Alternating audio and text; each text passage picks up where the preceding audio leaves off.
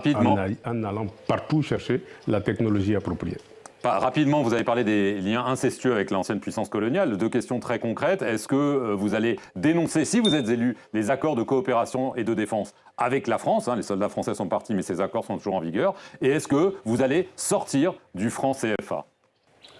Eh bien, la sortie du franc CFA, je dirais même c'est l'évidence même dans la mesure où toute l'Afrique de l'Ouest, zone francophone, zone anglophone, zone lusophone, etc., eh bien, toute l'Afrique de l'Ouest a mis en chantier une monnaie unique, qui est l'éco, et cette monnaie-là a fait du chemin.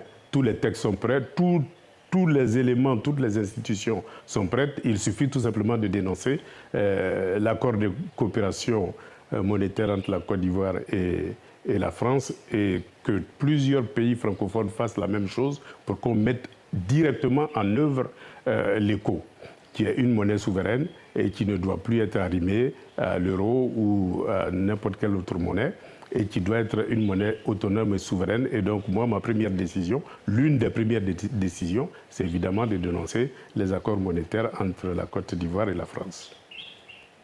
Et les accords de défense? Les accords de défense, on n'a pas invité par négociation la base militaire française à être en Côte d'Ivoire. Je dirais la conférence de Berlin de 1884 qui a donné pouvoir aux armées coloniales de pénétrer notre continent et de le dépecer.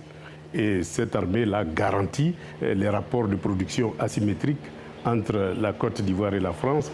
Et nous pensons que le départ de cette armée-là est une très bonne chose, mais la rupture des accords de défense nous donne l'autonomie nécessaire pour pouvoir négocier et coopérer en matière de défense avec tous les autres pays de la planète. Et c'est dans cette direction-là que nous irons en dénonçant les accords de défense.